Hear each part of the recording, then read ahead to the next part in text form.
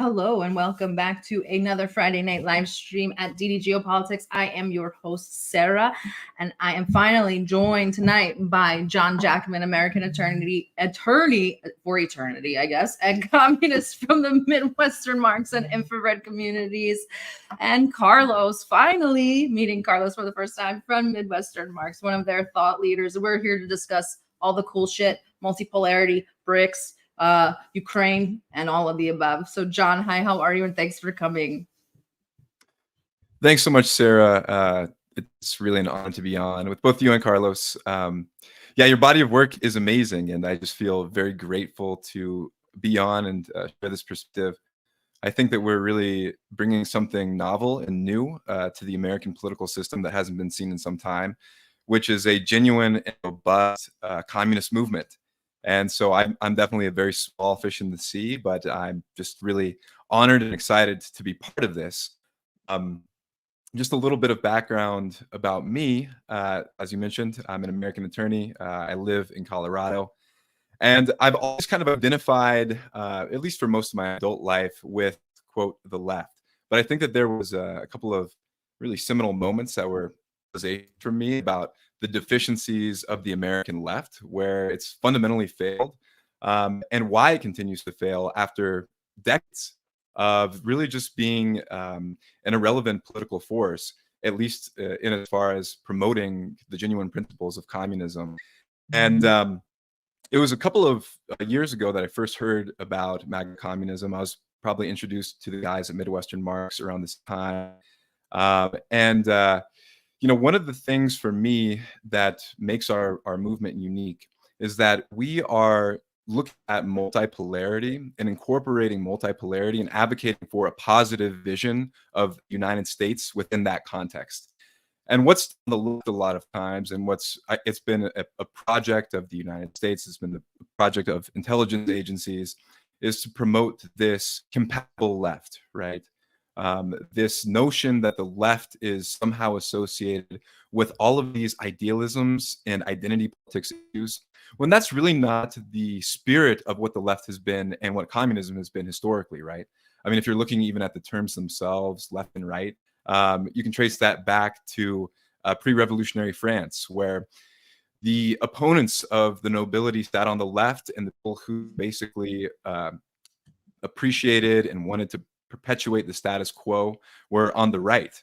And so fundamentally from there, we can have this understanding of left and right to have a class basis where this revolutionary class was associated with the left, and the people who wanted to vote onto the status quo were associated with the right. And of course, with the history of communism, we have, you know, the left associated explicitly with class struggle, and I think that's probably the truest expression of the left, is that class struggle. But in the United States, we've had this problem where we've had these symbols of the left develop. For example, things like LGBTQ, which actually did arise originally. They had organic class basis to them, where, you know, LGBT people were at one point an oppressed class. But what's basically happened is that symbol of class has been turned in, you know, that symbol has been taken for substance itself, when really not. And they've been manipulated in such a way to promote imperialism. And, you know, now we see in the current context with the way that the hegemony has developed, which has taken more of some of the cultural characteristics of the Democratic Party, Hollywood, the mass media, where these things like, you know, LGBT rights or even women's rights are weaponized and used in ways to attack sovereign, independent regions and poles of civilizational development. And so I think that that's really what delineates us from the notions that people have of the left in the United States, and even communism, where communism is associated with all of these, you know, quote, woke ideology. That's what, you know, the term, of course, that they use on the right. And for me, I think it was just a recognition that, you know, class struggle is really the basis of what we're working on and what we're fighting for, and what we're promoting in the context of multipolarity. And so for me, it was just kind of that evolution and seeing all the failures left. And I'll just make one note about MAGA communism, because originally I think there's a lot of hesitancy of MAGA communism. precisely because of the label, right? Mhm. The symbol that we use in that label, MAGA, which has conservative connotations. People associate with Trump, and it does have origins in Trump. But that is really kind of, if you think that Trump is the substance of MAGA communism, you're just totally mistaken.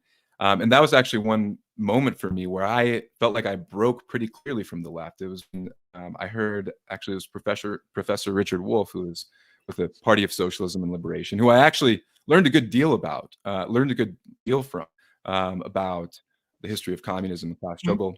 It still definitely has Trotskyite origins, but I won't get into all of that. But it was when he kind of made that he drew that line between National Socialism and MAGA communism, because maybe they employed, like, maybe on its face the symbols look the same, but that's where I realized, like, wow, even these figures, even these so-called serious figures on the left, aren't doing their homework and reading the substance of what we're actually saying and what we're actually promoting, which is the recognition that MAGA has an organic basis from the discontent that people are feeling in the flyover states, in the heartland of this country, and a recognition that something is fundamentally not right. And we, I think, have a great opportunity to connect with those people, that revolutionary seed that those people have in the MAGA movement, the rank of people who are upset about rising prices. They're upset about all of these wars. They're upset that they can't afford healthcare. They feel billionaires and corporate monopolies are buying up all the land and all the housing, and it's true. And so to be nihilistic and discount this important political force that has developed, I think, is just a real strategic error. And it also misunderstands, I think, the actual basis of MAGA, which is not some inherent racism, but it's a bubbling up of discontent. And I'll stop there because I definitely want to let Carlos introduce himself. Yeah. And then I'm, because I'm not sure if he will, Purity Fetish. By Oh, I really, really want to get to that, because we're running into that a lot, especially with the pro-Palestine movements. They're very gatekeepy. But go ahead, Carlos. Well, first of all, Sarah, thank you for having me on. It's an honor, and I commend the work that you and others have done to get DD Geopolitics up and running and get it to be the great platform that it is for people interested in an alternative form of politics, a politics rooted in multipolarity. I am the founder, alongside my brother from another mother, as I usually refer to him, Eddie Smith, of the Midwestern Marx Institute. It's basically a Marxist-Leninist think tank that tries to take a by any means necessary approach to spreading Marxist-Leninist education theory and also analysis of our contemporary conjuncture. And by any means necessary, it really is by any means necessary. We'll do anything from publish books with our editorial and a scholarly journal to 1-minute TikToks that Eddie has been at the head of and extremely successful in reaching millions of people in.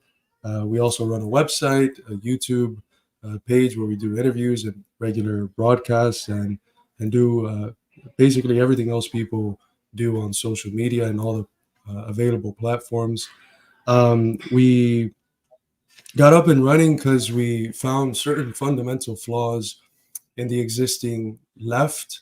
I'll try to be brief about them because some of them overlap with what John has mentioned. But in some ways, where I end up in the book, The Purity Fetish and the Crisis of Western Marxism from last year is a culmination point of refining the analysis that really made it necessary in the eyes of me and Eddie to get started on our own think tank. And it's basically 3 points.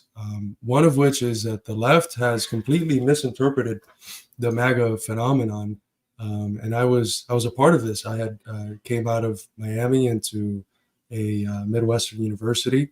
And I expected everyone that was MAGA to just be like a backwards racist white bigot or something. And I got there and I found that, the people in the Midwest are extremely hospitable. They're very nice people. And that actually MAGA for a lot of these people was a way of voicing their discontent in the system. And that there was a tremendous rational kernel present there. There was a distrust of the hegemonic institutions of the establishment, whether it's the media or the political class or basically everything else, the war machine, the medical, industrial, pharmaceutical, the medical, pharmaceutical, industrial machine, the prison complex, the dominant institutions of both hegemonic institutions, ideological apparatuses, and also the repressive apparatuses. There was already a pretty strong critique of these from a lot of the people that call themselves MAGA.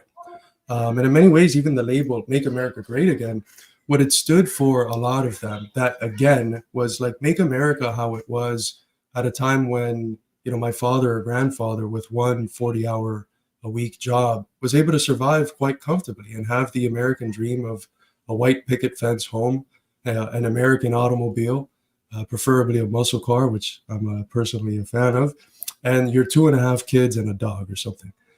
Which was a reality that we achieved here precisely because we had a strong Communist Party that was involved in building the unions that won for our people, those gains that now manifest themselves as this memory that we have to return to in parts of the MAGA base. It was also a reality that came about due to the fact that the Soviet Union was in existence and presented a viable, clear alternative to the system that we had here in the US. But there was a fundamental misinterpreting of MAGA as just this fascist threat or this basket of deplorables, as Comrade Clinton famously called it. And what I saw when I actually embedded myself in my life world in MAGA-based working class communities was that there was tremendous potential for organizing these people. And in our socialist club, 80% of the people in the Central Committee were previous MAGA people.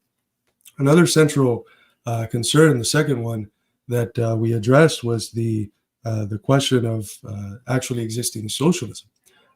A big chunk of the left, especially on the DSA, Democratic Socialist, Social Democratic left, they completely reject the legacy of 20th century and 20th century communism and other 21st century socialist and communist experiments. And, you know, a striking moment was the famous 2019 Socialism Conference in Chicago. That's where we get those famous clips of people complaining that we can't clap or something, or not to use gendered language or whatever, which is also, you know, incredibly alienating to the working class. It makes them feel like the left or socialists are just part of the class of HR management.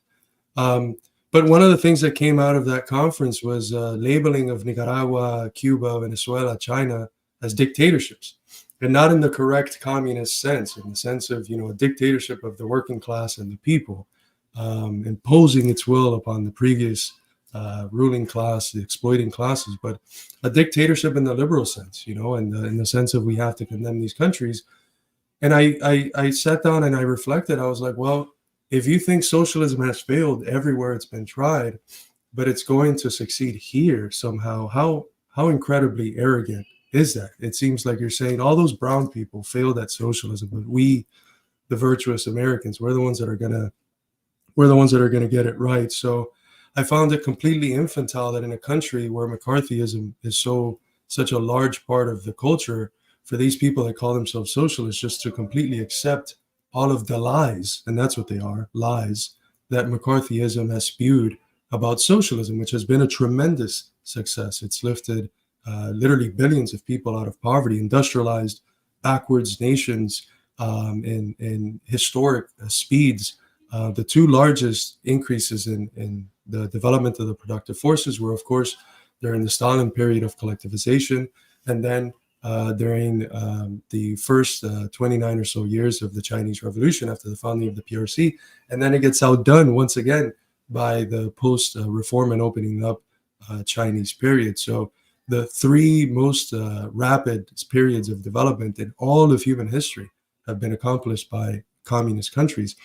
And then the last one is the question of patriotism, where I found that there was this dominance of very ultra-left and bombastic slogans. Every once in a while, I heard people describe socialism as abolish America, and I felt that was kind of ridiculous. I came to understand that they came to know America as a social totality in a very one-sided way.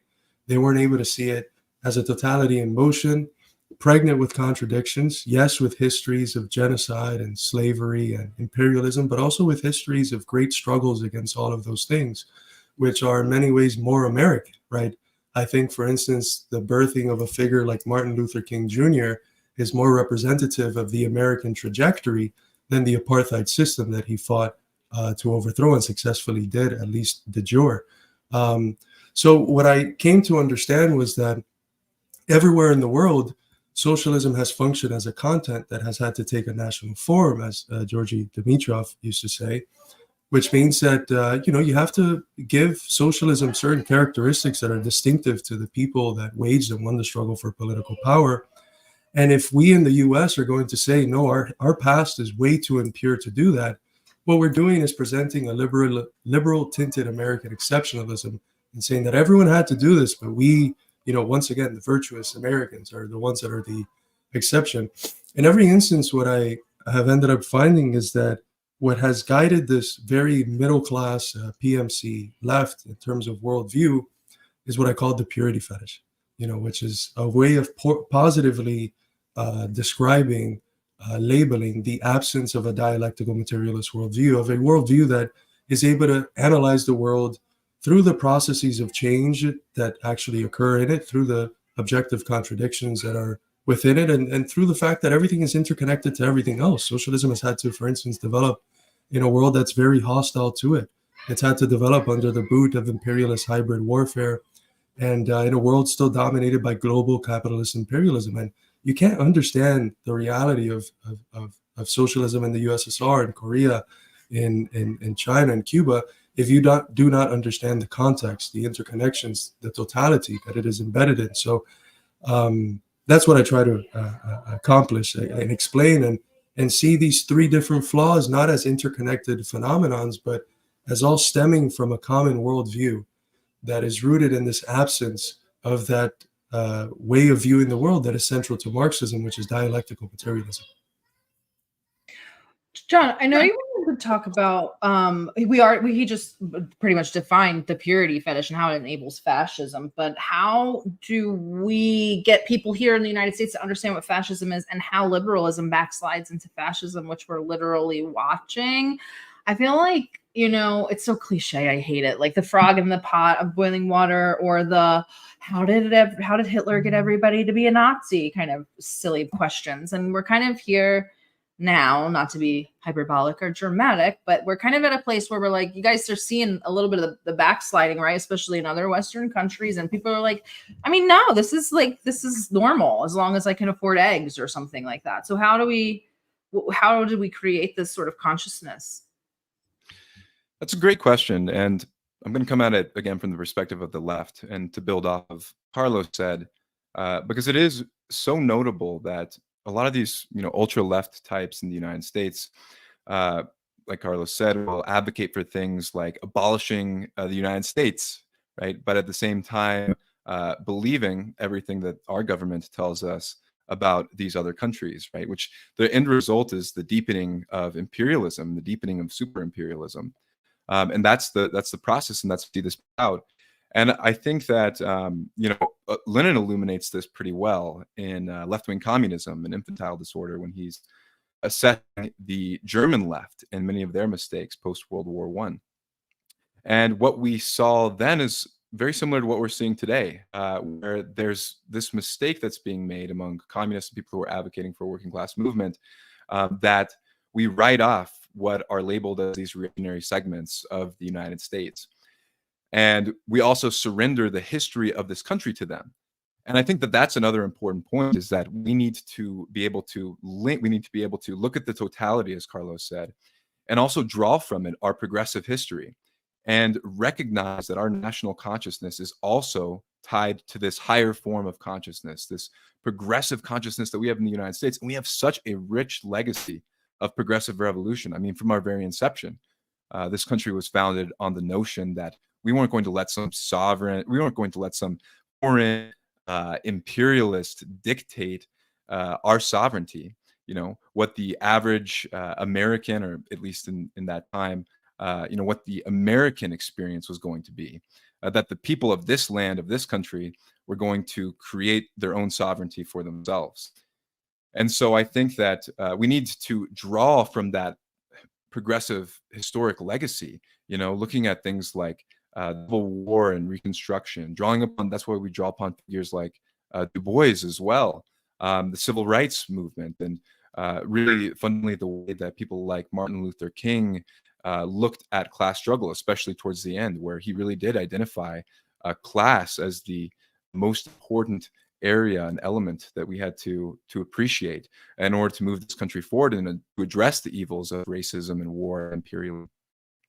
And so, but if we're unable to do that, then we're surrendering a positive view of this country to the fascists, right? We're surrendering the skills of our country, the things that unite us.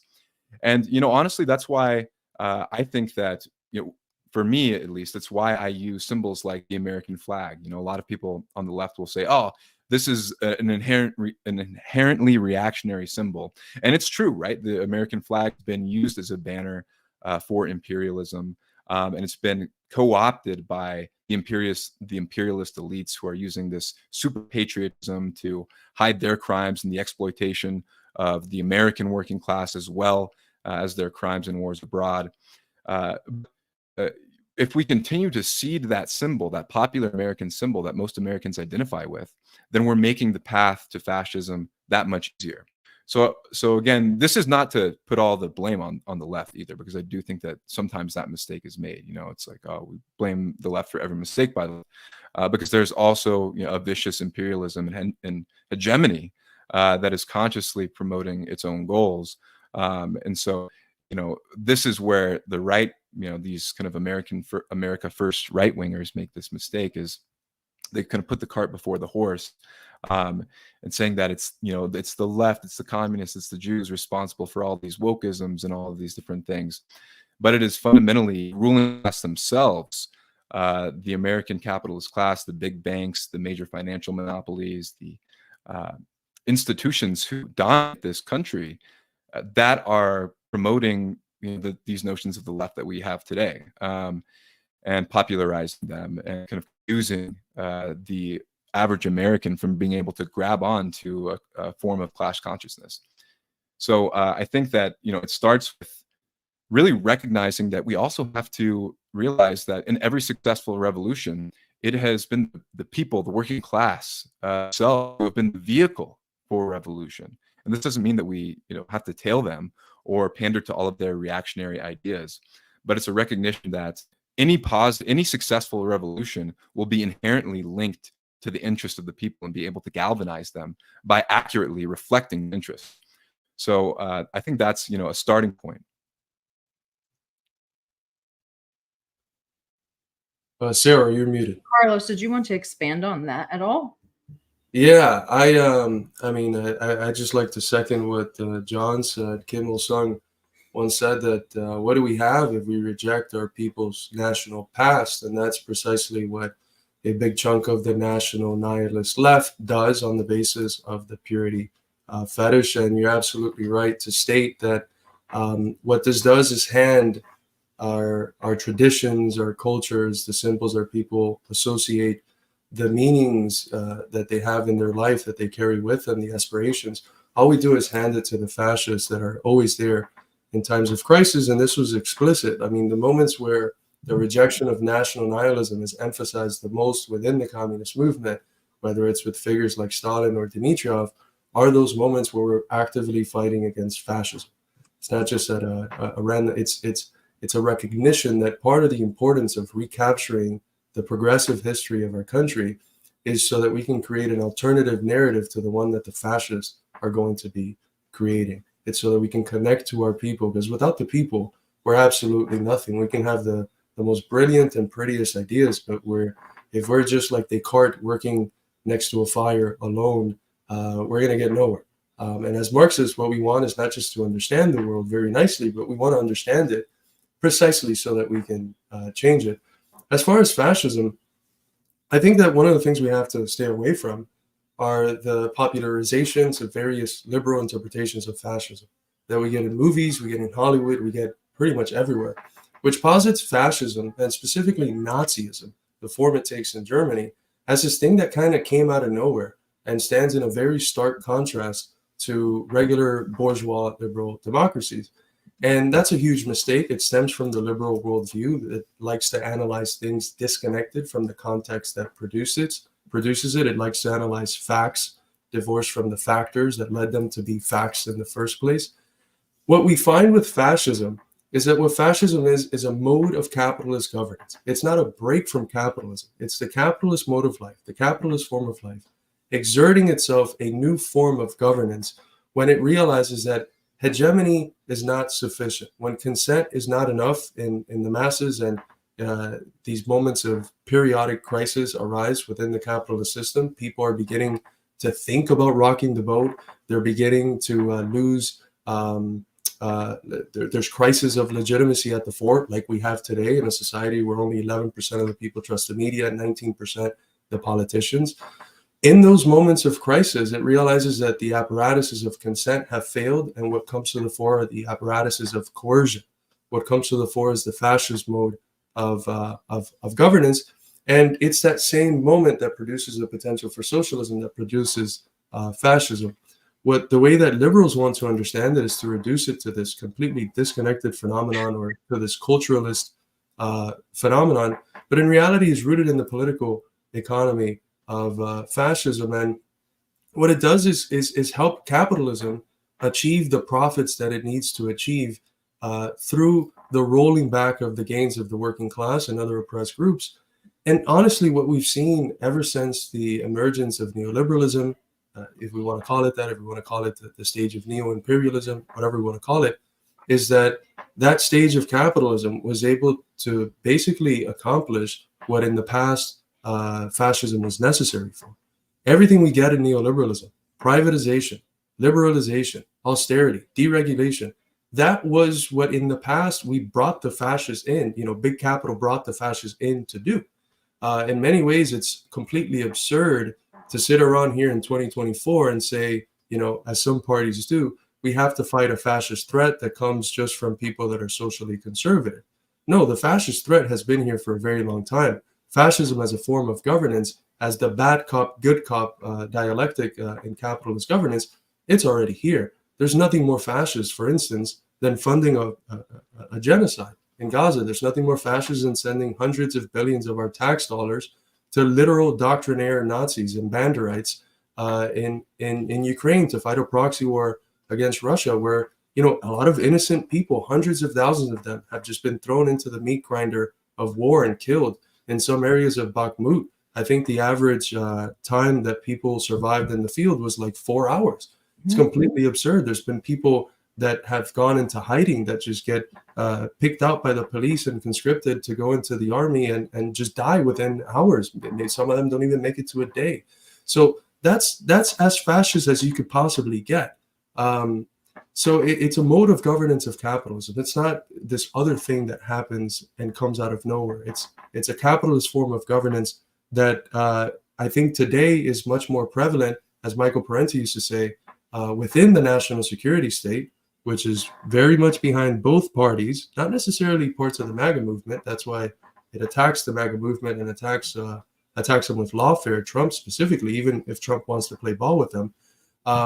It's more so stemming today from the national security state, from big finance capital, and which is what exerts the open terroristic dictatorship of capital, than it is from, say, Christian, socially conservative people, as some parties that bear the name communist in our country would like people to erroneously think.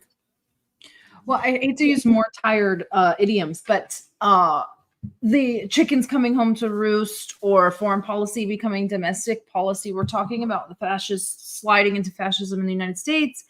And I know John wanted to touch on the color revolutions, which I find to be really appropriate, as we have actually four of our favorite color revolutions warming up right now, and Ukraine. So Serbia, Georgia, and Armenia. So how would you consider, do you think a color revolution is somewhat possible? So people call January 6th the color revolution. There's a lot of different theories. And then how does the US keep fascism alive abroad through these color revolutions and subversions. We're seeing right now, there's actually big shout out to the Armenians. There's an Orthodox Christian revolution happening in Armenia right now to push out the NATO influenced government. And then we have Georgia that is sort of kind of keeping the lid on a possible color revolution there, and Serbia just thwarted their own. So how do we keep these things from continuously happening? It's a great question, and I think that to start, we probably need to clarify, because I think there's a couple of threads from what Carlos said that we can kind of tie in and link to this question of the revolution and how they proliferate and on what basis they hold to the American public. And I think that it gets back to the notion of substantive democracy versus these formal ideas, this formal procedural democracy that we have in the United States. We have this notion, right, in our country that because we have elections every 4 years, that's somehow dispositive of the fact that we have a democratic system. And liberals in this country and people on the left and the so-called left like to point to the fact that Putin or Xi have been in power for some time, don't have term limits, etc., as for the rationale that these countries aren't democratic. They'll also point to things that, liberal norms that we have, or I say norms, but I guess norms that really kind of trickle down from the hegemony and the ruling class and become cultural norms in this country. And when we don't recognize them in other countries, it's also been a basis for promoting revolution, intervention, destabilization. And it's really interesting to me about how color revolution, intervention sold to the public in different ways to kind of manipulate different impulses from the American people, right? But fundamentally, they're all the same. In countries like Russia or Belarus or Serbia, they'll use the fact that the government, the majority of the people might have some of these things that they associate in their own context as being conservative, right? I already mentioned Russia not promoting LGBT ideology. And they'll take that as a reason to justify intervention, bombings, funding Azov Nazis in Ukraine. And then they'll do a similar manipulation with the right. And we see that in Palestine. We see that with the numerous interventions in the Middle East, the effort to try to oust basically every single Middle Eastern leader has been colored with this level of Islamophobia and really leaning into that. And when it comes to color revolution, I think that that's exactly many of the tactics that are used. We saw that in China. We saw that in Serbia, and in a number of other countries where they're really kind of having this very, very surface level analysis of what it means to be democratic. If you don't have these liberal values, you're not comporting with our unipolar world order, then you're a target for attack. And I think that's going to be extremely important for us in the United States to really speak out against these interventions, stand with the people of these countries, don't fall into the traps, demonizing narratives that just seem to pick up so much momentum. And by the time they've already touched the consciousness of the American people, it's almost too late to reverse it, right? And one of the things that they'll use against all of America's enemies are really this atrocity propaganda. And we see this used over and over again to great effect, which definitely goes over with both people on the so-called left and the right. And once you notice it, you'll see a number of familiar patterns begin to emerge. These just outrageous stories, for example, about mass rape. I know that was a very common, that was a common narrative in Yugoslavia, and that was one of the reasons that they used to demonize the Serbian population. And talking, there was this myth that was promoted and that the New York Times themselves covered back in the 90s that the Serbians in Bosnia had raped 20,000 people or something along those lines. There was never real evidence to back up those claims. And the New York Times, weeks later, ended up retracting that claim and saying, well, we haven't actually found the evidence to support these allegations. But we see the exact same thing happen today. Whether that's the claims that it was the Yanukovych government themselves that were responsible for the shootings in Ukraine on the eve of the Maidan revolution, when there is actually evidence to the contrary. I think that we have to be really conscious, and for us as Americans, I think it's also very important that we're able to link people's skepticism that they have for the mainstream media, and also make them recognize that that applies to the mainstream media myths that are perpetuated about other countries. People seem to have this sense, they have this intuition, this sense that when they're being talked to by the mainstream media about affairs happening in their own country, that they have, it seems like, more of an ability to pick up on the misinformation and the propaganda, because they're living that experience every day, right? They're living what it's like to be an American in American society. But when it comes to these other countries, the propaganda is taken a little bit more uncritically. But we have to remind people that it's the same forces, it's the same interests, and what they're doing to us, to the working people of this country, is what they're doing to the people abroad as well.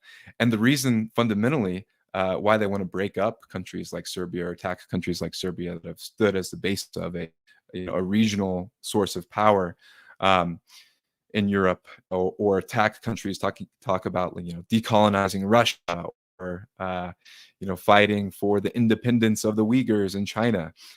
These are all linked to the same phenomenon that they're actually doing here in the United States as well, which is trying to break us apart, to atomize us as much as possible and make us weak. And that's when we're the most ripe for exploitation.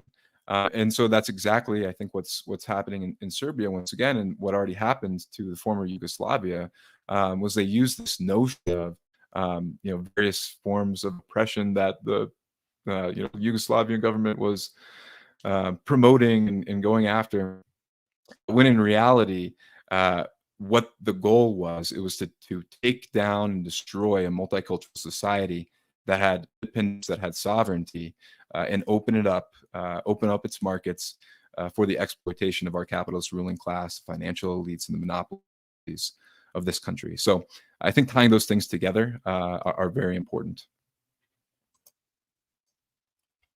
Yeah, just to answer a little bit more directly what your question was, Sarah, it might sound bombastic, but what countries need to prevent color revolutions is dictatorship, but dictatorship of a specific kind, right?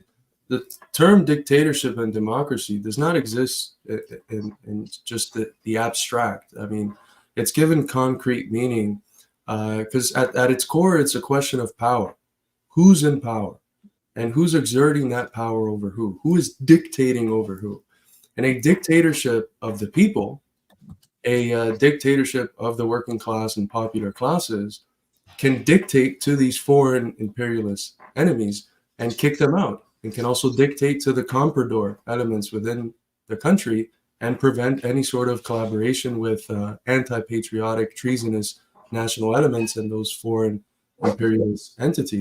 And what's interesting is that when we actually interrogate the concept of democracy, it's synonymous to that form of dictatorship of the people.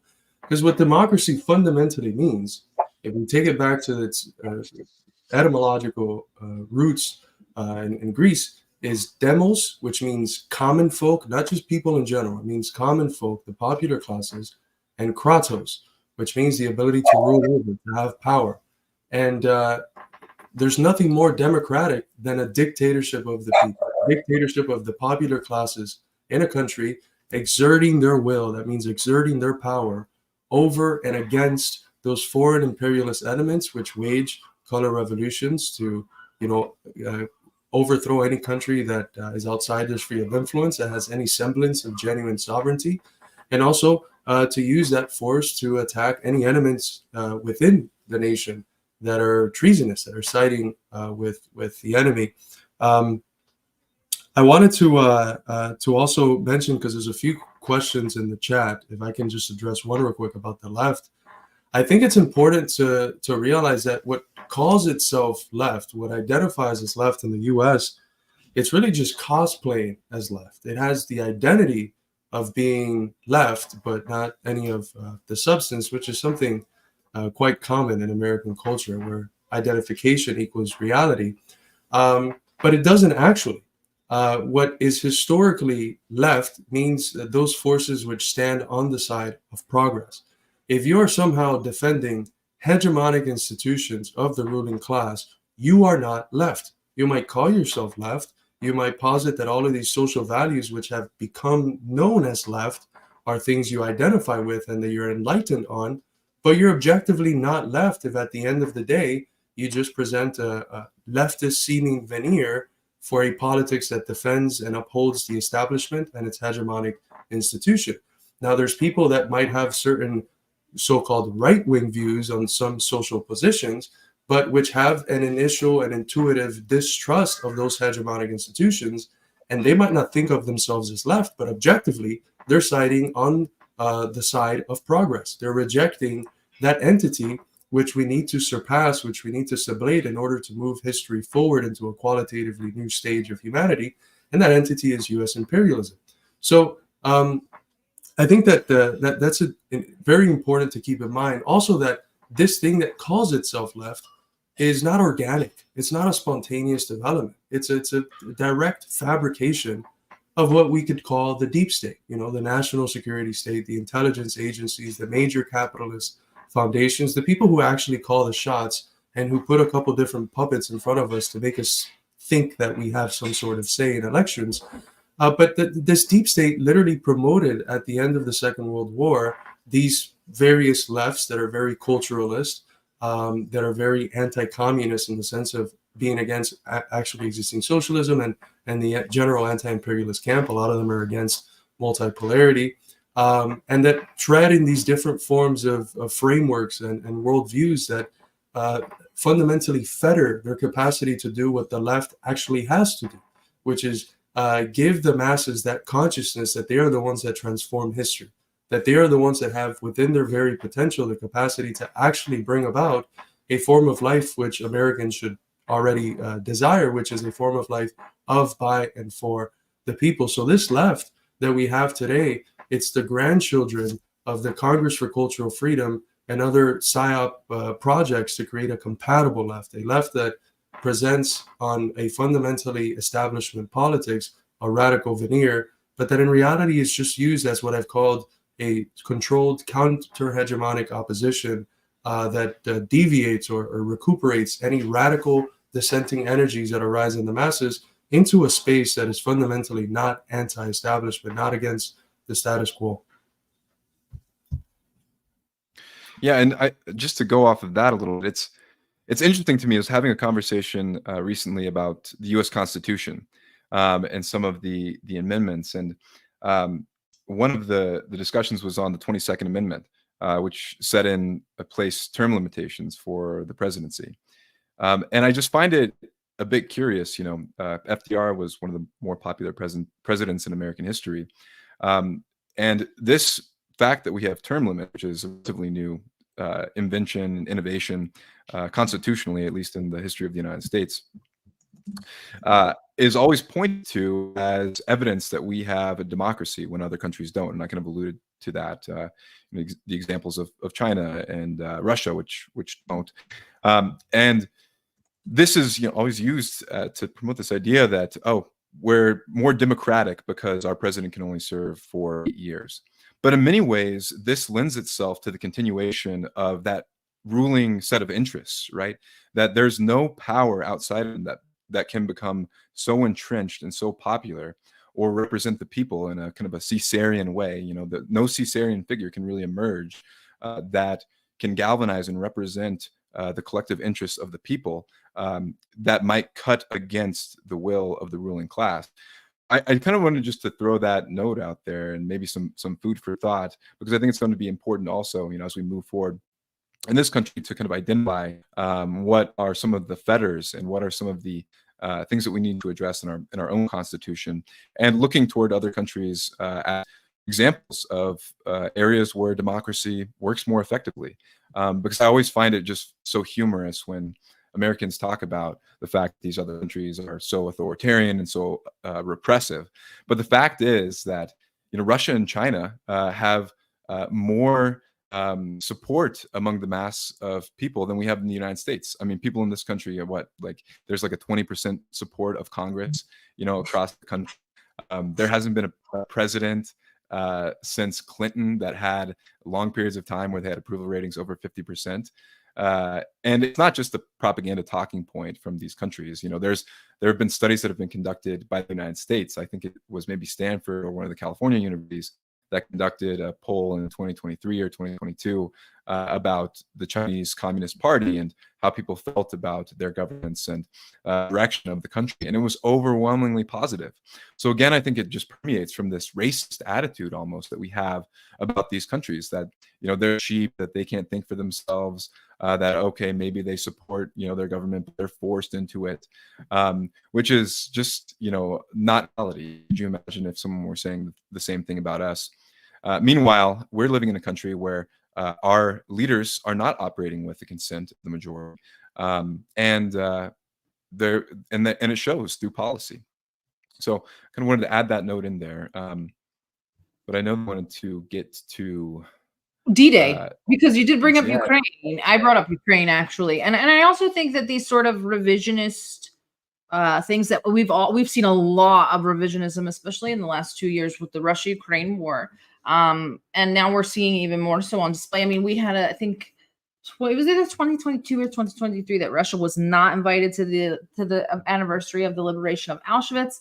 And then we have D-Day, where Ukraine was attending instead of Russia, who was disinvited.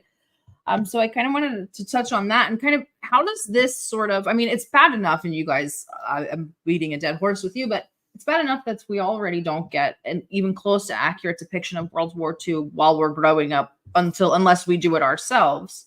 Now we're watching them do ceremonies in Europe that doesn't even, like, that it actually includes Nazi collaborationists and excludes people that won the war. So how does this, where are we, like, how does this change, like, public perception, or is it, or, like, what are we doing? Yeah, I think it's just a total bastardization of what World War II really was. And we've been, you know, fed these narratives for a long time that the United States was the decisive force in World War II, and that it was D-Day that definitively ended any shot that Germany had at winning the war, and that even the victories that the Soviets had before D-Day were only a result of Lend-Lease and all of these different things, when, you know, in fact, Lend-Lease was maybe 3-4% of armaments that the Soviets actually used. They produced the vast majority themselves and obviously did all of the dying. You might have the exact numbers, but it was 80 something percent of casualties were on the Eastern Front, fighting with the Soviet Union. So we've already had kind of this misunderstanding. It's almost this foundation has been set. And I made a joke the other day that if you, and reference the D-Day celebration, which it's just so humorous that they don't invite Russia, but Germany's there.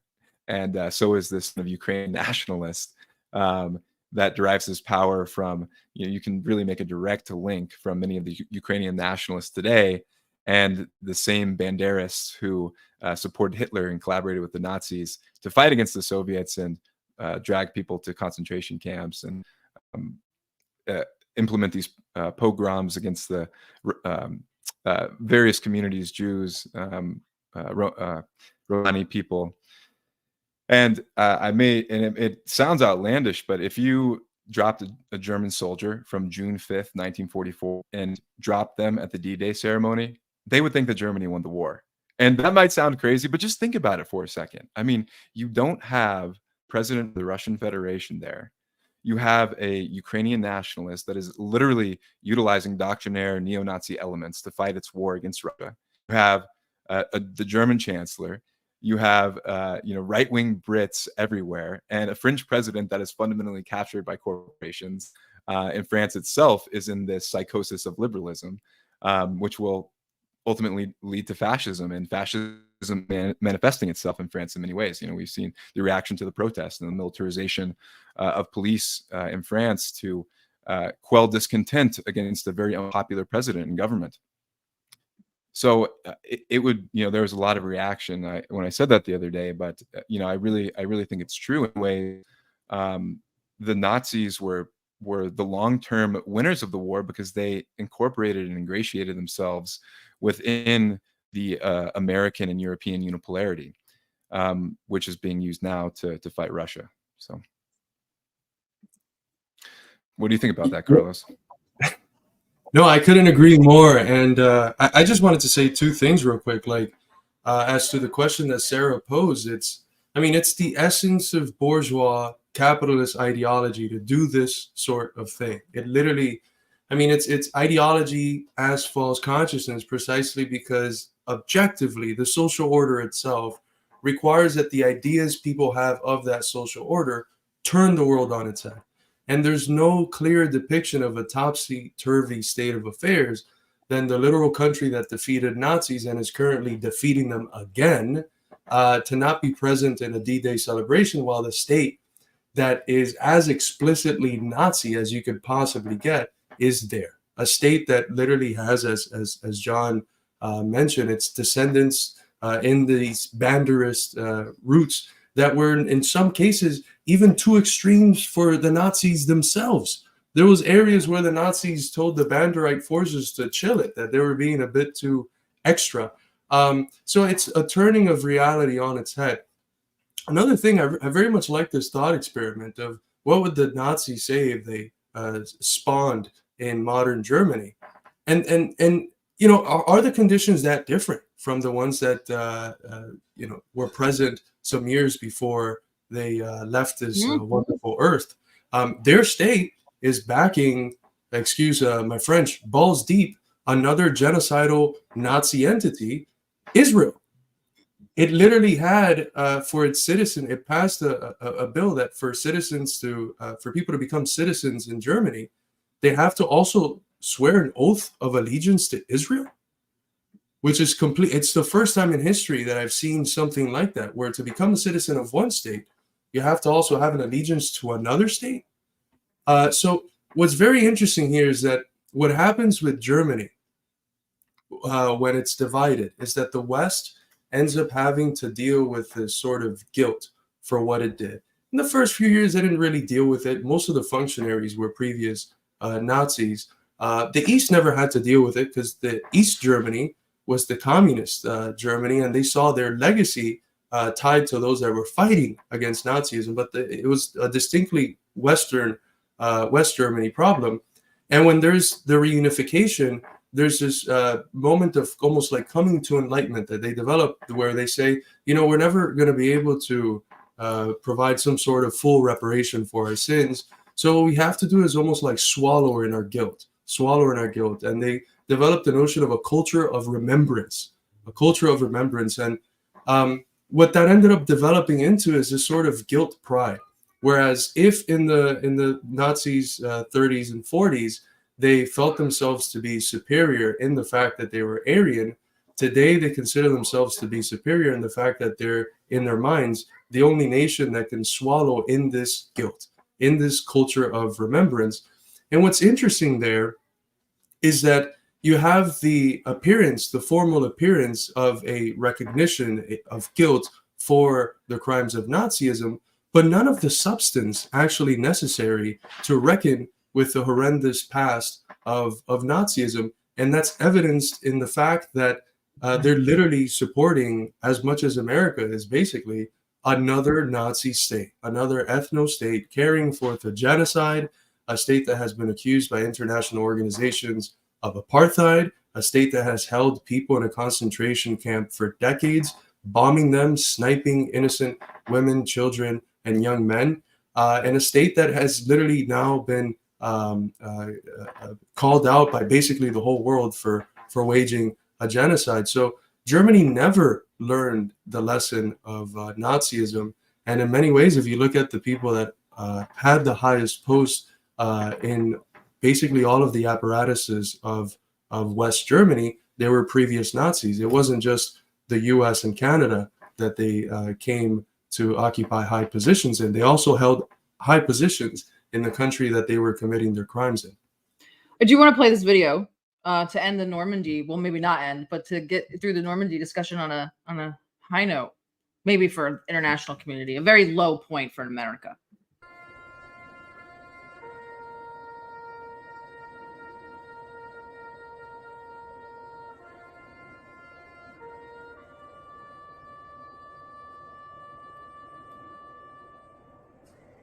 So that was from earlier, and this is live now. If that's not like the most metaphorical thing that I've seen in a very long time, then dystopian happen right in front of me as Joe Biden turns, Macron just says, all right, yeah, well, I'll just turn. Let's just all turn. It's What if the rightists are right, and there's actually like a communist subconscious somewhere down there in Biden, and that turnaround was actually like a protest move, a big old protest move. I mean, it's so completely ridiculous, but Biden is a symbolic representation of the state of American imperialism. It's crumbling. It's so ridiculous. No one actually trusts what it says. People make fun of it. That's how America's seen all around the world today. And it's very sad because there's tremendous potential for this country to be a great nation, to be incorporated as one of the central poles in this new multipolar world that's emerging, to develop itself as a civilizational state. But we're not doing that. Instead, we have the decrepit substance that is symbolized by this octogenarian's decrepitness. Yeah. And no, I think it's just the perfect symbol because it's Biden turns around and it's like, no one, it seems like, knows why he's turning around, but everybody turns around with him, which is kind of the exact same thing. It feels like it's happening in Ukraine and these other parts of the world. It's like, that's exactly why I was like, oh my America doing? You know, they're fine. I guess you're gonna blow up my line, but I'll turn. You know, I know Schultz wasn't there, but you know, I digress. It's a great metaphor. And it's just crazy, you know, like getting back to the conversation about fascism, how we just fail to recognize substantively what fascism really is. And that so many liberals and people in this country will just be like, oh, Putin's just like Hitler. And this is the narrative that they've been pushing, that Putin's the fascist. Putin is just like Hitler. But have these people not listened to Putin or read Mein Kampf? I mean, the ideology and the goals of those two, to make that comparison, is just so ludicrous. I mean, Hitler was explicit in his idea of Aryan supremacy, his demagoguing of the Jews, this idea that they were going to, you know, enslave the people of the East and open up new lands for the Germans and the Aryan race at the expense of the Slavic people and the peoples of the East. Which, you know, is just how you can draw that comparison to Putin is just beyond me. Because if you've been listening to him, I mean, he says the same thing over and over. It's NATO expansion. It's the proliferation of these radical elements and literal neo-Nazis in Ukraine. It's the fact that Russia has a historical interest in these portions of, you know, what used to be Ukraine and Crimea, which have really historically been more closely associated with Russia. And we do all this talk about democracy, yet we want to talk about the fact that we're going to arm at the Azov battalion to go try and forge their way into Crimea. Like, are you kidding me? Do you understand that Crimea is historically Russian and really every sense? I mean, it's just crazy. I mean, like, the Crimea example is a great one because, I mean, for centuries, it had been historically part of Russia, of the Russian civilization. And even during the time of the Soviet Union, it was part of the Republic of Russia until 1954, at which point it was only given to Crimea as part of an administrative transfer when all in country as part of this experiment. And it was under Khrushchev too. So, you know, you have to tip your hat to a level of incompetence there. But under this experiment of trying to create this multicultural kind of country, you know, this integration, this federation of different nations and different peoples into one collective whole. And so this notion that that it's undemocratic. What it was undemocratic. I mean, there was a reason why he was able to get into Crimea without having to really fire a shot. It's because the majority of people in that peninsula see themselves as Russian. They've had multiple referendums, and the West will, you know, bitch and whine like all they want that they aren't rule, that they're rigged and whatever. But well, why do you I think mean, it's easier for people in America to believe that there was like a huge coup with little green men than it is to just say, oh, they just wanted to go? Why is it easier to do the mental gymnastic that it takes to get to Putin invaded and we didn't even know it, took over to Crimea, and that created a fake vote, than it is to just say they just wanted to go back home? I totally. And that was actually one of the really radicalizing points for me. I mean, that was under the Obama presidency in 2014. And there was also that passenger airline, a passenger jet went down around the same time, and they were blaming Russia. And you probably know more details than me, but I think that it ended up turning out probably likely to be Ukrainian separatists that were actually responsible. You can correct me if I'm wrong on that, but I just remember at that time everybody talking about, oh, Russia's invading me. I'm like, oh, that sounds bad.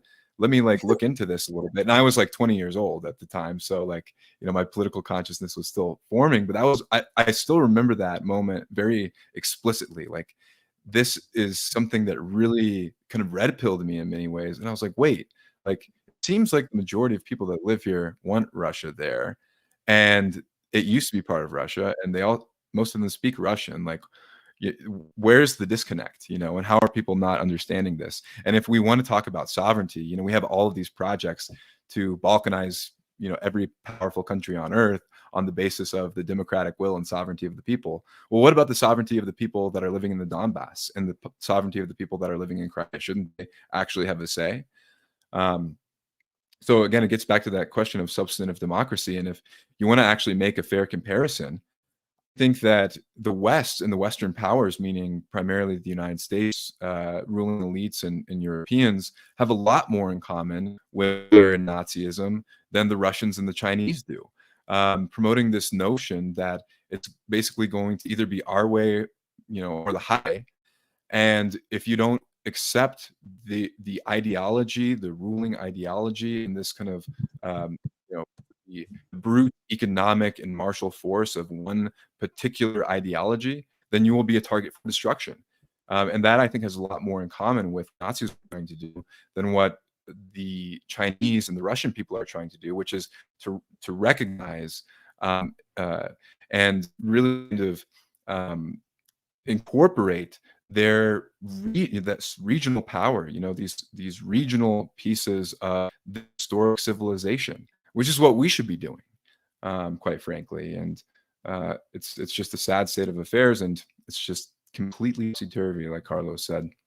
Before Carlos goes, I kind of want to bring in, since you brought up separatists and kind of sovereignty and sort of these breakaway republics, of which we have many.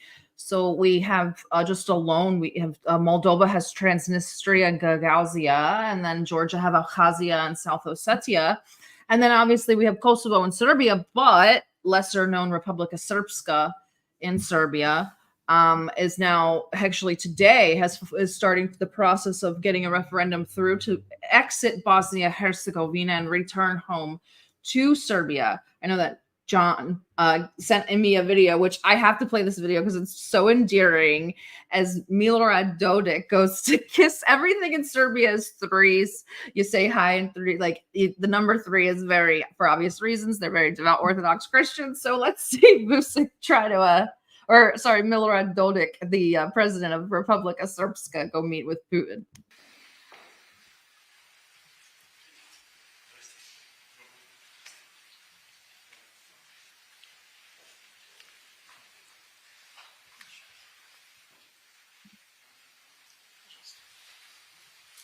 So I love this video so much because this huge Serb is trying to like bear hug and kiss Putin, and Putin dodges the kiss. But I think what's more important is that he's there. And John pointing it out is also important. And the fact that, and I believe her first name is Eugenia and her last name escapes me right now, but the governess of Gagauzia has been back and forth to Putin as well, that she's been at least 5 times in the last year.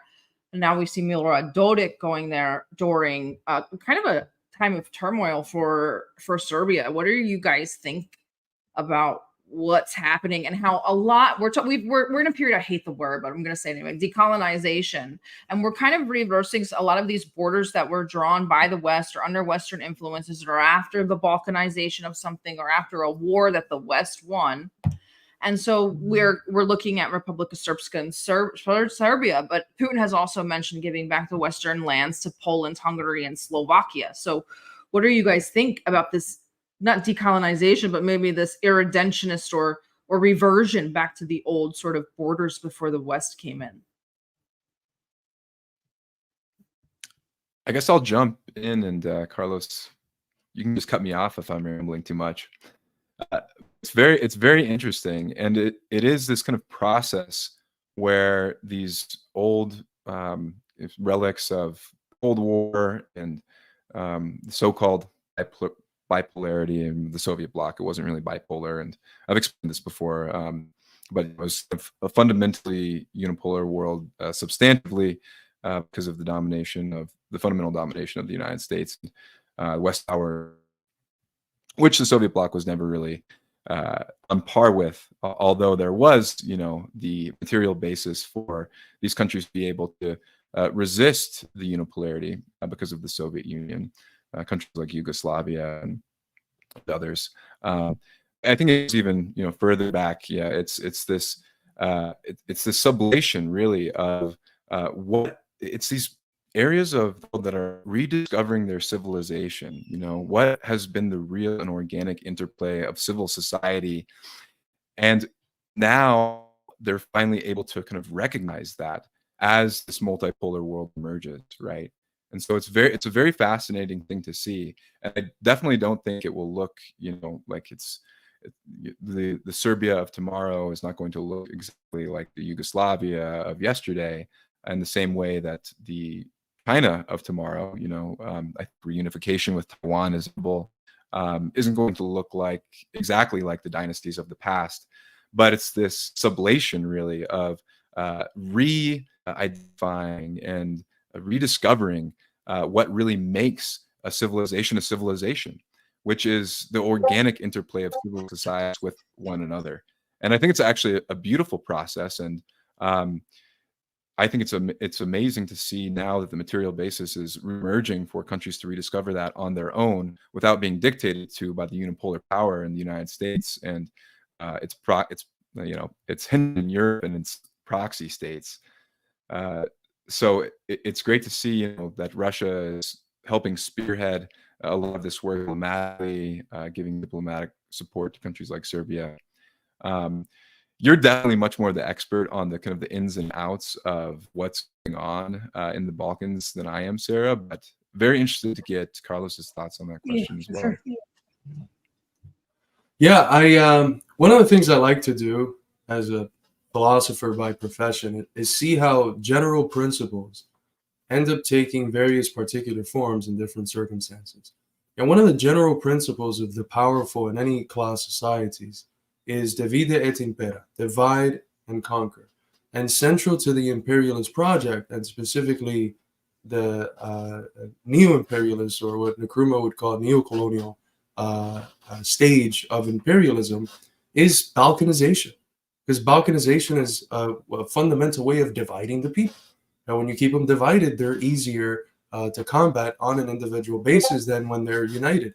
So all of these movements for regional reintegration, for unity, are just creating the conditions so that the blocks, the multipolar poles are set up so that the struggle against the unipolar power today, the US, could be waged on a better footing, could be stronger, so that the hits that are given are stronger, and so that the blows that are received are not as taxing as they would if we were all just scattered out in all of these little artificially created countries, frankly. So regional integration, I think, is something that we should champion as we enter a multipolar world that's in some ways not just multipolar, but pluripolar, because there's many different poles that are arising, and integration in Africa, integration in Latin America, integration in Eastern Europe. All of these things are fundamental for shaping this new world order. And it gives me just a lot of hope in society as well. we want to see the flourishing of cultures and different lived human experiences. And I think that this can be recognized through the emergence of the multipolar world and regional integration. And when you have an organic interplay, right, of populations interacting with one another, of cultural exchange, etc., then you get these differences that emerge in different parts of the world that come from a real basis, a basis that's rooted in actual reality. But what we've had for the last 70 years is an ideology, a culture, an economic system that has been forced upon countries from literally the other side of the world. Yet this is the system that's supposed to represent what's democratic. And the multipolar world is a world of authoritarians, in different parts of the globe. It's a ridiculous notion. And I think that the multipolar world is fundamentally one, the recognition of a multipolar world is fundamentally an optimistic view of humanity, because it's recognizing that people are allowed to engage in this type of cultural, economic, and social exchange, that we will have various systems that emerge. We'll have novel ways of addressing the problems that face not only particular human societies, but also the human race. And one example of this is just how many strides that countries like China have made, for example, in things like space exploration. And that would have never, the fact that China was able to land a spacecraft on the dark side of the moon, and looks like they will successfully bring materials from the far side of the moon, which has never been done, because the far side of the moon is one, extremely hard to get to logistically, and I think it's like negative 182 degrees Celsius, something astronomically cold. Mhm. So it's like countries like China are now, because of the basis of multipolarity, because of the achievements of the communist revolution that laid the groundwork for the country to have its own sovereignty and its own direction of development. It's not just the United States that is able to make these remarkable achievements for humanity, but other countries all over the world and other poles of power will now be empowered to do the same. And the returns for humanity will be significant, right? It's like the fact that we had this, the fact that the Soviet Union was such a revolutionary force in space exploration. I don't know why I'm on the subject of space exploration, by the way, so deep, but I think it's an interesting one, because that is what challenged the United States to also make innovations of its own.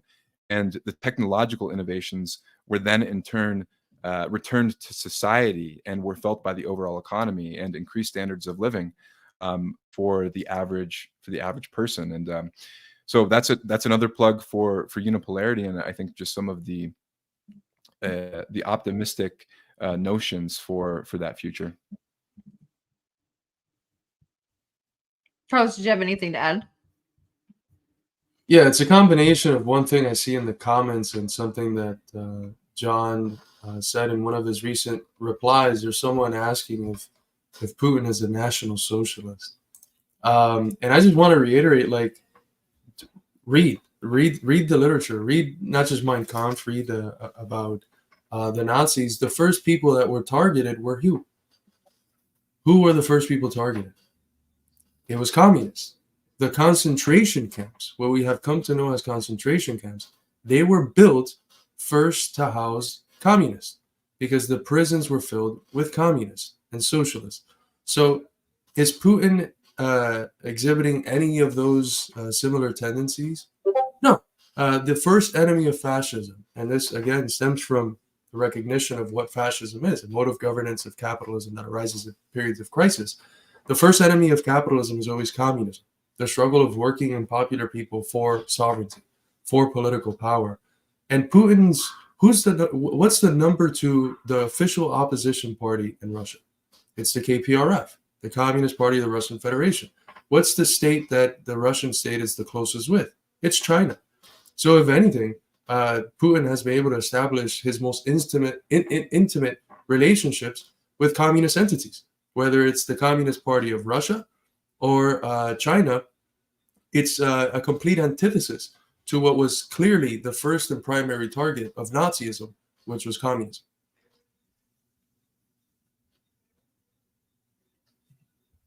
We've gone full circle throughout history and around the world, talking about kind of reactionaries and history sort of repeating.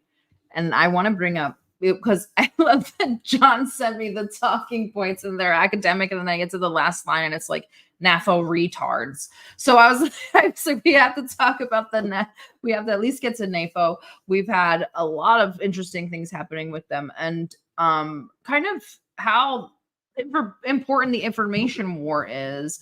And then from you guys, I really want to ask you something that a lot of people have been asking me, whether you guys like it or not. You're seen as the counterpunch to the America First movement, the Groypers.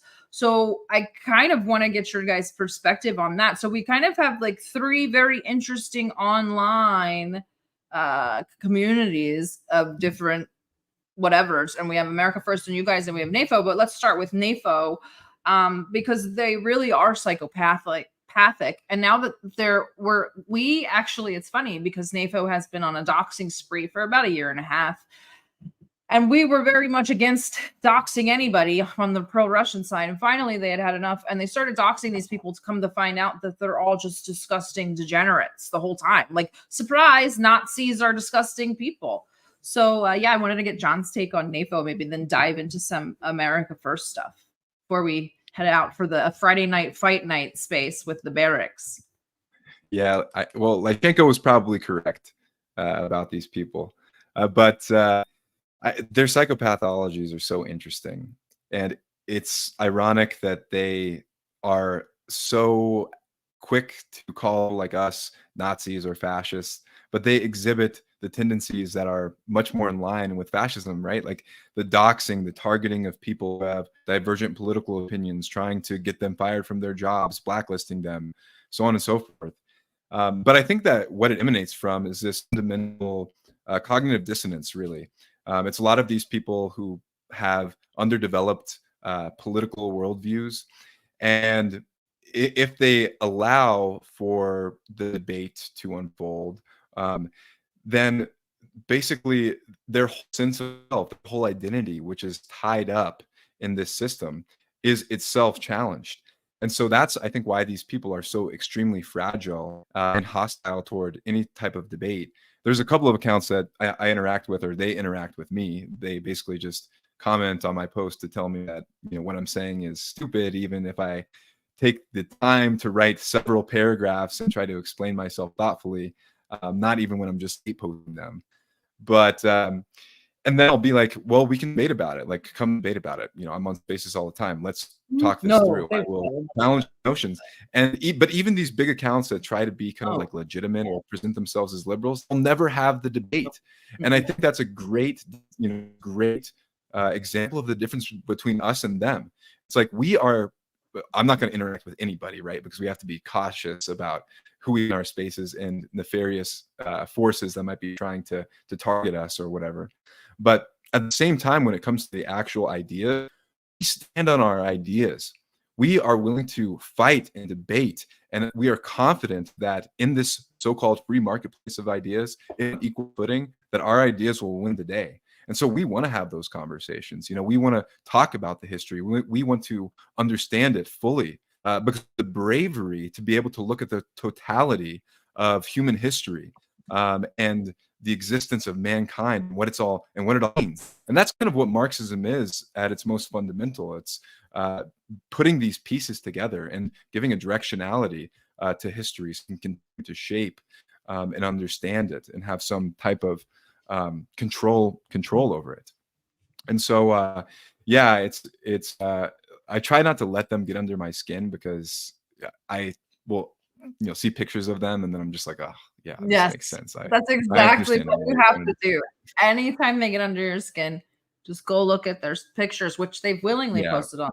And I don't want to be an asshole, but literally the woman that doxed me to the Wall Street Journal and told lies about me wound up being an OnlyFans girl, like with the $3 a month subscription. So, I mean, like, we're not dealing with the best and the brightest of society. And a lot of it is just an anger that they are just the outcasts, or they don't fit in. And I don't want to say like we're great and we're all good looking, but it's like a lot of this weird angst, and we make ourselves very easy targets. I mean, we're very low hanging fruit, whether we like it or not.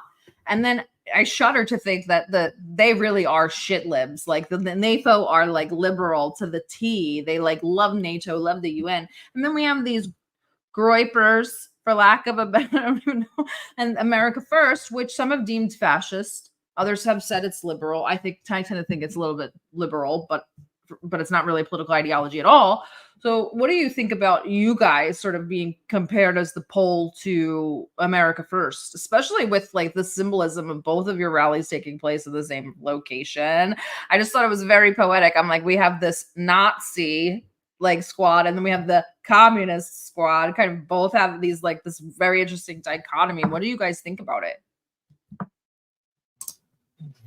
Well, I would say that both NAFO and the ultra shit libs and the wannabe conservatives, the groypers, they're two cheeks of the same ass, as George Galloway is fond of saying. They both serve hegemony in different ways. They're radical recuperators, people that get mobilized into politics out of some sense of self-righteousness to defend Ukraine, and then they end up in one space, or people that get mobilized by the fact that their lives are shit, and then somehow someone presents them with a worldview that it's somehow the Jews' fault or something, and then they go into that camp. I think fundamentally what you have are ways of recuperating, people that are probably in their everyday life experiencing discomfort and discontent, and want to dissent somehow. And these are the acceptable forms of dissent, specifically for the groypers and the far right. These are the acceptable forms of dissent because they don't actually challenge power, because they don't actually explain the world. If your explanation of the world is rooted to putting a series of pictures with the Star of David on them, that's not a very good explanation of the world. This is why, as John mentioned, they don't debate any of us, because we have within our hands the most developed worldview that humanity has ever seen, which is Marxism, which actually allows us to explain the things that happen. We don't see it as just, this big chaos going on all throughout space and time, but we see a certain lawfulness to it, the laws of historical development, which is how we read human history and social history. So I think that where we stand as a poll, and if I might be a little bit provocative, I think the right title would have been not From Marx to MAGA, but With Marx to MAGA, precisely because Marx is never gone. Marx is this constant specter in everything that we're doing. And the importance of MAGA, which is one that, even though we never like explicitly adopted the slogan, the substance of what the MAGA communists put forth is something we always agreed with. It was one of the reasons why we founded the Institute. There's a tremendous radical potential in MAGA. It's that part of the blue-collar working class that lost its jobs, that 4 decades ago was strong within the Democratic Party, and that felt abandoned by the political class precisely because they have been abandoned. In many ways, you can argue that they were never not abandoned, but that's another theme altogether. But there's tremendous revolutionary potential in this sector of the working class, and it's not the only sector of the working class that can get organized. It's not just MAGA. There's parts of the Bernie movement that weren't just a bunch of shit libs or college students. There was most of the Bernie people I hung out with when I worked in the campaign previously. They were like blue-collar guys. A lot of them worked in John Deere. We used to organize town meetings at the local UAW. And so there's different forms that dissent is taking in our population. And what groups like NAFO or the groypers or even parts of the left, what they end up functioning as is just they suck people into these spaces that fundamentally do not challenge the established order. And the role of real communists should be completely the contrary. If in the case of fighting against unipolarity and imperialism, if the answer is regional integration and unity to oppose the disunity, the division that has been imposed by the imperialists to keep us weak, it's the same thing in our ambit. What we need to do is find ways to understand the rational kernels that all of these different forms of dissent have taken, some of them through apolitical, not voting is a way of voting, some of them through MAGA, some of them through previous Bernie people. Find the rational kernel in each one, figure out how to give them unity, how to give them coherence, so clarity about what it is that They are discontented about the understanding of the capitalist system that has produced that discontent, and that's only going to make things worse, and direction. Those are the three things that communists bring to the table. They bring unity, they bring coherence, clarity, and they bring direction. And I think that's what really sets us apart. That's why none of us are scared to debate anyone. Anyone can come out and debate us from any other ideological line. We'll take it to you, and we'll probably convince a whole lot of your followers in the process, because people have a natural tendency. And as a philosopher, it might be foolish to believe this, but I don't think I am. Aristotle starts his metaphysics by saying that all men by nature desire to know. And I think that's true. If people are presented with better explanations for the things they're asking themselves questions on, they're going to go with those superior explanations. And that's what Marxism provides. That's why they have to censor us. That's why Hinkle's been kicked out of basically every single payment platform and social media platform. That's why we've been kicked out of TikTok like 7-8 times. That's why many others that think like us have suffered severe censorship. It's a way of silencing, a way of viewing and understanding the world that the elite knows that if the people come across it, they're going to be convinced because it's where truth is. They wouldn't have to lie. They wouldn't have to manipulate. They wouldn't have to turn the world on its head if reality was the one that they say it is. But as Che said, reality is Marxist. So, if anyone wants to debate, come at us. We'll take anyone on. I do this to mute my dog because she's so loud. She's a bulldog, and then I forget I muted. But speaking of debates, Friday nights, every Friday night, if we have a late night stream, we have Friday night fight space. So if you guys want to debate me, Barracks, maybe John and Carlos might show up, but you could come there and just certainly try and start your weekend off very wrong and very loud. So if you guys want to do that, make sure that you follow the Barracks on X. So that was a really good note to end on about the debating, because I always see people avoiding you guys. So what do you guys have going on right now? What are you looking forward to the most? And where can people find you and help you and support your work? I'll go first because I'll be quick.